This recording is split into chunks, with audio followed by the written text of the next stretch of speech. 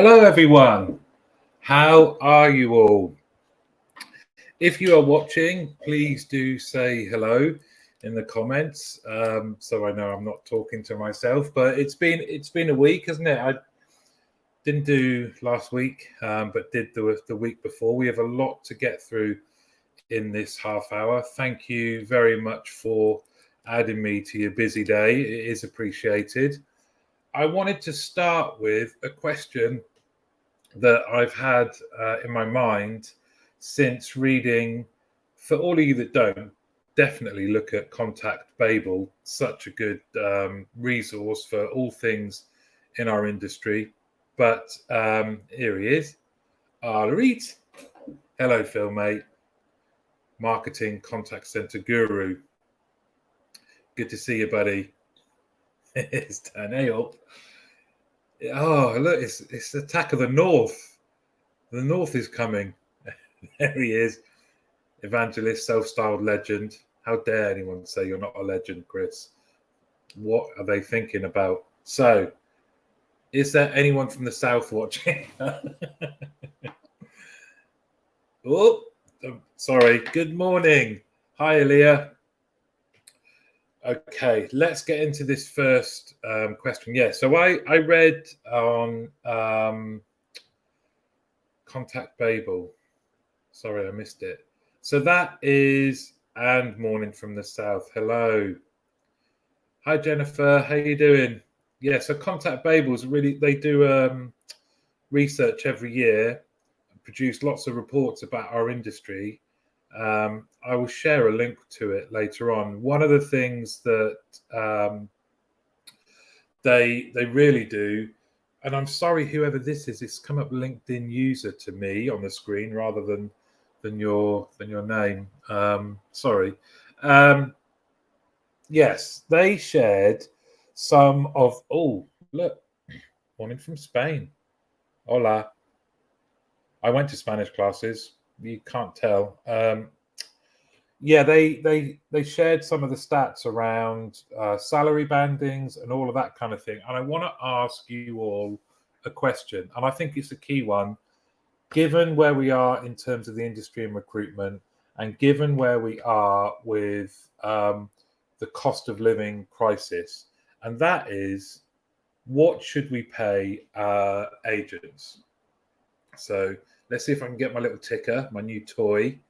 How much should we pay agents? Throughout the show, please just keep coming with some of your thoughts. Now, I don't actually like the term agents. I think it's got negative connotations. We are just agents. I am just an agent. And I think most places call frontline customer facing colleagues something different. But I'm really interested to know what you think. The median on the report that I saw was early kind of 20s, 23. What do you think, given that we're asking people to do more complex tasks, we're so much more aware of the impact it has on people's mental health, kind of dealing with challenging calls, and vulnerable customers are going to increase. We know this, it's coming. And also, you could say, given what we pay entry level people into the industry, are they going to also be vulnerable? So you'll have vulnerable customers who their interaction is a one off. Are team members that are dealing with those calls, not only might they be vulnerable themselves anyway from a financial point of view, but spending all day talking to people who are vulnerable can't be good. And it just prompted me to want to ask all of you, with all of your industry knowledge, how much do you think we should be paying agents?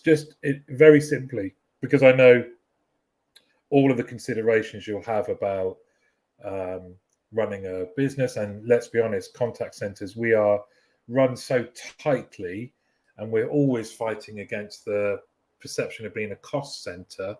But if there were some progressive companies out there willing to invest, and not money's no object, but given the job that they do, and that we're trying to attract people away from retail or the service industry, kind of Starbucks and the likes. What should we pay agents? Please do let me know your thoughts. I'm genuinely really interested. Kane, morning from Helsinki. Good morning, sir. So, yes, throughout the day, throughout this next 25 minutes, what do you think? What should we pay? Here we go. Chris has been typing. The cost of living will drive employee behaviour again, and as we chase flexibility and our centres are potentially not linked to a specific site anymore, we can't benchmark against geographical area, which we could do and pay the best on our people start chasing the pound. So everyone really needs to think about the package they offer. Really true. I've seen there's a lot of people out there at the moment talking about packages that help people with discounts and things like that. I think the more we do, the better,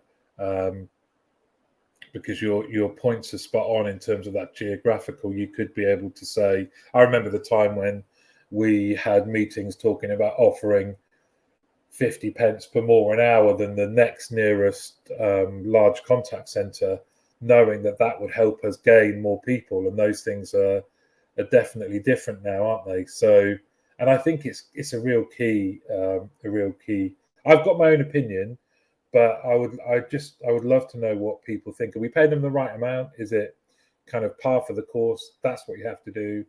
All of our business models are set up this way that we can't change them, and it would be dangerous to do so as we're heading into a recession. Are we? Inflation being what it is, petrol prices, the energy crisis that's coming, it's going to really, really hit all of us, but definitely our customer-facing staff members, teammates. Jennifer, I think it personally depends on skill set and operating hours that we're expecting the agents to work. Is the operation multi-skilled? I also think you should have an entry level and a clear career path for agents to process into a senior agent role, etc. So different pat bands for agents to work towards, pay bands. Yeah, couldn't agree more, Jennifer. I think I'll talk about it later on. Actually, not having a clear career path leads to disengagement, and we absolutely should do more to show people, here's where you're starting, but look where you could go and look how quickly you could go there. So I think that's a really good point. Dan, I think it's definitely about the full package, total reward, but as an absolute minimum, it would be great to see everyone behind the real living wage foundation, an independent benchmark, not perfect by any stretch, but a positive signal. Dan, that's brilliant. Thank you very much for that. The Real Living Wage Foundation. I'm definitely going to find out some more about them. I have a very brief knowledge, but I think that's great. Thank you, mate. It depends on multiple facets. We've used Contact Bay with help us ensure we are positioned strongly in the market, but there is always more you can do when it comes to pay only. Very true. Do people utilize bonuses even for non-sales people? Do people use yearly bonuses or bonuses attached to the performance of the contact center? Because we're going to have to start getting creative, I think. I think listening to what employees want is key. Gone are the days of having a standard offering as far as employee benefits go.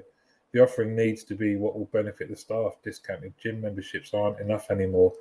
It's very true. It's very true. It's hard to engage with some of the things that are offered when you're worried about heating. So great point, Phil. P.S. The real living wage is a minimum. I think we all agree on that, don't we? Absolutely. We've got to do more. Otherwise you'll pay more through attrition, recruitment, training. I often thought that, even as a very early team leader and then contact center manager, we always seem to be in a cycle of having new recruits being shown around the contact center as other people left. And I thought we're trying to find ways where actually pay could make a huge difference. We're going to pay for these guys to work with us for a minimum 3 months before they're anywhere near effective. And yet, if we just paid people more, that they wanted to stay, because it is a key part, isn't it? Oh, don't ask me to say it again. I haven't trained. I haven't been saying it for the last couple of weeks, Marco.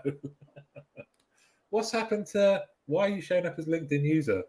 Has LinkedIn got a problem with your surname as well? Really good points, though. It's good to see you all through comments. Okay, please do keep them coming. Now let's move to 3 events that have caught my eye recently. And one is the impact of the physical environment on your advisors. I think we're all getting used to still, or we're all used to, are we, the kind of hybrid model. I know there's a lot of centres now that have got people back, and the CCMA and their research director Stephen Yap, along with a couple of guests, including a journalist who she has written extensively on this type of thing, are going to talk about the impact physical environment has on your advisors. And I've registered to join that. It's Thursday, the 1st of September. It's 1 hour. And I think the more information we can get about the physical environments, whether home or back in the contact center, to help people, the better. Another is from the excellent people at the forum, and that is that their next intake of people entering their assisted learning pathways program is going to be happening on the week commencing the 12th of September, and preparing people for the future and giving them skills to follow that career path has probably never been more important. And this is a great program that the forum do. I'd definitely check it out and see if any of your guys could be in that next intake. Hey, Jodine. Link incentive. This is going back to the pay. Thank you very much for this. Link incentive wages above minimum wage to bottom line. Give guys a feeling they are part of the business and own the outcome of the customer journey. That's great. I worked for an outsourcer that was very progressive once, and we had far more ownership over our cost center budget area, whereby I was able to talk to everyone about the impact that lateness and not efficiency had on our cost center, and that within the cost center I was able to do things and buy them things and get a better lifestyle set up in the contact center. Every time someone was an hour late, it cost us all 50 pence and things like that. The moment people knew it and felt involved and owned it, everything improved. So I'm fully behind this, Jodine. Let people feel like they're business owners. It's all about engagement. I think COVID has also demonstrated how much we need to trust our people. It doesn't matter where people work, they can still do a good job. And I think how flexible the company is with location and working from home, etc., makes staff feel valued. And if people don't need to commute, etc., then people save on travel, so salary needs to be balanced by commute hours. Very, very balanced and astute points, Jennifer, who has to jump. Thank you very much. That's lovely. Marco has gone incognito. Never let him know your next move. Does he work for the Secret Service? It's a question, I think. Maybe that should be on the ticker. Is Marco a spy? Okay, so those 3 events. And I've said this for a few weeks and I still haven't got around to doing it. Everything that I share is going to be in the newsletter. If not, just email me. Oh, I can't get it right. Email me here and I'll send you all of the stuff from all of these Get Out of Rap TV sessions. You can have it all. Let's go to, come on. It's the news. Okay, did you see this? So Greg Jackson, this is a publication, This Is Money. It had a very kind of Daily Mail-esque narrative, wasn't positive at all. Greg Jackson was under fire from this publication. For every Friday, they're called Prosecco Fridays, the contact center shuts at 4 p.m. and they get drinks in, and they generally just kind of leave an hour early, have a good time, have a drink, have a chat. And in the article, it's highlighting that customers in the energy world are very annoyed at the moment, yet these guys are leaving an hour early, and not leaving an hour early, but just working on staff well-being. You had to read through the rest of the article to find out that Greg Jackson had defaulted his entire year's salary to be able to put into a hardship fund for staff. And he was doing something like this to recognize how hard they're working at the moment. And I just thought it was, rather than focus on the positives, they went into how dare they do something like this. They're trying to assume that everyone's getting drunk. Well, customers are annoyed about their energy bills. And again, it's a common drum that I bang, but why we seem to be an easy target for the media is beyond me. I will share the full article, but I'd love to know what you think. I can remember as a outbound salesperson, one of the best incentives we ever offered was an early walk target. So if you got a certain number of sales, you could leave. And I know it's different. I've also ran inbound customer service, so you couldn't necessarily do that. But what does everyone think of this? Is it something that, have I missed it? Is it something that it doesn't quite read the room, or are you behind it? Do things similar to this yourself? What does everyone think? Please let me know. Okay, I'm going to get some music and stuff added to the news. Anyway, I also like to add a person to follow. Here we go.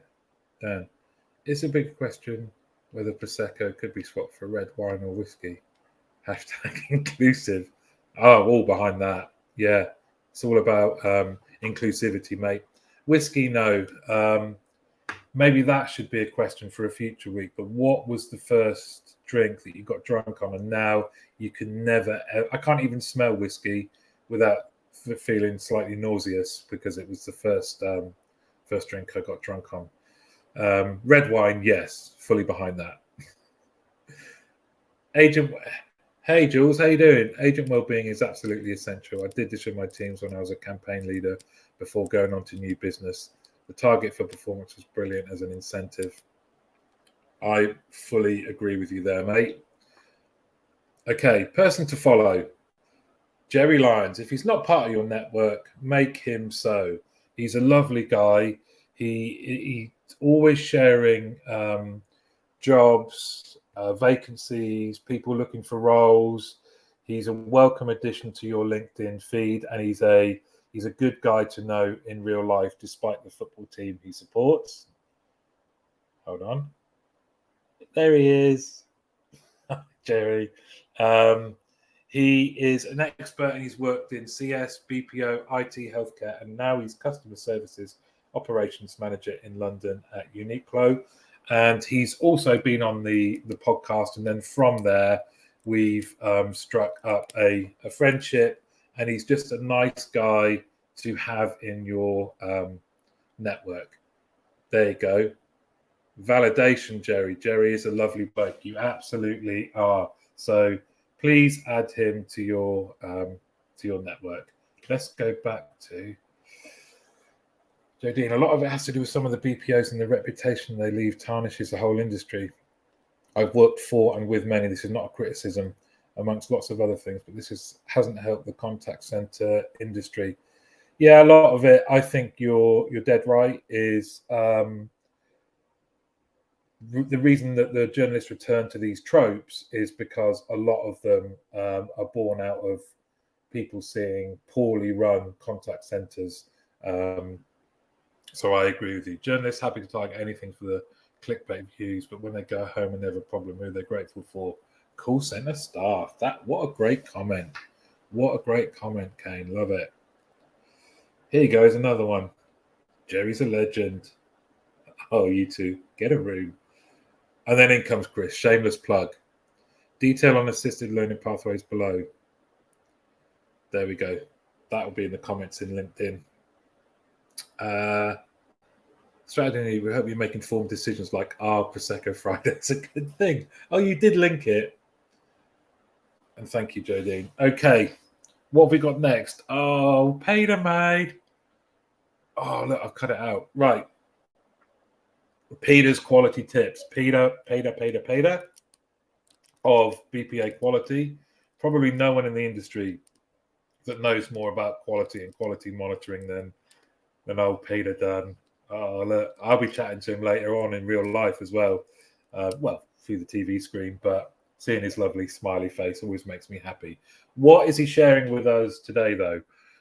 Keep it secret, see it ignored, which is, he comes up with the loveliest of phrases, doesn't he? What a lovely phrase. Keep it secret, see it ignored. So if you don't create your interaction standards with your operational teams and your customers, then the chances are that they won't be fully aligned to what either group need them to be. And this, when we talk interaction standards, more often than not, we're talking about the line items in people's scorecards. If you're developing them in isolation and it's done to operations, it has less chance of adding significant positive benefit than if you include them. Accountability is important, but being held to a standard that doesn't make sense or doesn't align to operational reality is a surefire way of creating friction and discontent. If you don't use customer input, whether it's from survey commentary, complaints, or better yet, directly from customer focus groups, the chances are you're probably not focused on the things that matter to your customers either.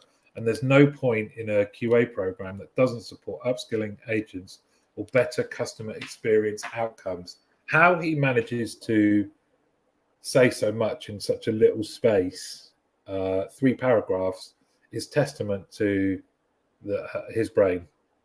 Couldn't agree more. We'll often, when we are doing work with companies and we're looking at their scorecards specifically, see that this rings true all the time. So it's definitely something. If you want to follow up, contact Pete Dunn and chat more. He's not going to sell to you, I promise. All he's going to do is just talk more about this and probably 27 other subjects all at once. Okay. Elia, when customers churn, they completely disregard that agents are also people. Contact centers are constantly receiving the heat. I think it's normal for the public to react that way because their reaction goes from a place of lack of understanding for what agents go through on a daily basis. I love Greg initiatives for his agents. Amazing EX equals amazing CX in the long run. Absolutely true. Absolutely true. Oh, you too. There's a lot of love on this show at the moment. Here he comes. Far more succinct than I usually am. I know, but it's all good. We love our little tangent conversations, mate, don't we?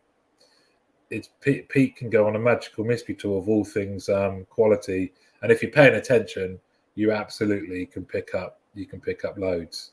I do now just want to refer you to the most recent episode of Get Out of Rap. It's available. It's live right now on all your platforms and also on YouTube. And Sarah Thompson is brilliant. I met her at. She was on the panel that I hosted on Disrupt earlier on in the summer, and I just thought, with all the panelists actually, I thought, there'll be great guests on the podcast. So Sarah is the senior capacity planning analyst at Skipton Building Society. That doesn't do her justice, or this episode justice. Just kind of sheer passion and embrace for all things WFM and planning, but also how her neurodivergence is an absolute superpower. At the end of every episode, I will try and take a picture that looks really nice of the guest smiling, and we're capturing moments where we're happy. I could have done 3,000 with Sarah. She was brilliant. So please do check out that episode. And also, she is kind of go and connect with her on LinkedIn, because Sarah is going to be a star of the future. So get in there early. Right. As we're coming to the end, I just want to share a tip. So, engaging with employees for all the reasons we've been talking about so far has never been more important. And I read the output of a survey by a company called Office Vibe, who obtained a lot of data. So they're very, very confident in some of the things I'm going to share with you now about recognizing what causes employee disengagement, how to spot it, and how to deal with it. It's a great article. It's long. It's got a lot of links and free stuff that you can download, and I think it's really, really important. Now, 9 reasons why your employees disengage. I'd love to know what you think about this, or whether there's any more. It's a kind of like, as I was doing this infographic, I thought, oh, it's a bit negative, but actually, if you used it as a checklist to turn it round, it doesn't have to be negative. But these were the 9 reasons. Truth be told, they actually had 11 in there, but I couldn't fit it on the infographic, so I changed it to 9. The other 2 weren't as important. So, constantly feeling overwhelmed. Can you imagine an industry where that happens more than us? I can't. Our guys are constantly feeling overwhelmed. What can you do about it? It links to something Sarah talks about on the podcast, which Jerry's just definitely over listeners. We're entering our ramp season, and resource and scheduling remains a challenge. Yeah, you should definitely chat to her as well, Jerry. You should. I thought you listened to every single one religiously. I'm just giving you a shout out. Come on, mate. Insufficient professional development. This is something Jennifer mentioned earlier on in one of her comments. Having a career path and talking to people about what that means. Insufficient professional development, not caring or actually acting with your employees to help develop them professionally. It doesn't have to be up, it can be just their minds. Leads to disengagement. Poor communication, poor collaboration, the opportunity to work together on projects, lack of recognition, lack of resources, or poor systems. Can you, I'm sure we can all empathize with this. We've all worked in contact centers where it looks like the A team have built the systems you're using, and agents are having to jump on 5 or 6 or 7. This is eventually going to lead to disengagement. Thanks, dear. Poor change management. Can you, again, we must, the only thing that's constant, I think, in contact centers is you're always going through a period of change. But do you see people talking about the change curve enough in contact centers? It's something that I've been writing up on, and I'm going to be sharing, because being change champions is a way to keep your employees engaged. Lee Houghton is a person to go and speak to about change and how you can get your contact centers and everyone in them fully bought into being right behind change. Lack of consistent feedback. So again, with a quality hat on, this is one that can be dealt with straight away. And lack of trust. So I will be sharing all of this. I guess the key is go through it and say, are we okay in each of these areas? The key thing is that when you notice that someone's disengaged, you have to speak to them and sit them down straight away and just get everything, warts and all. So there you go. I did, but you blocked me from being a super fan. I never block anyone from being a super fan, mate. Come on, you know that. As we approach the end, it's great to be back, everybody. I just want to thank you all for watching. Please do, if you can. I haven't quite figured out how to do the videos at the start of my YouTube, but right now there's 120 videos on the YouTube channel and 75 subscribers. I would like to get it so that I have more subscribers than I do videos. So if you haven't subscribed to Get Out of Rap YouTube channel, if you do, that would make me very, very happy. Until next week, thank you all so much for your comments and your contributions. Let's keep these conversations going. But it's been great to chat to you all. Thank you so much, and see you next week.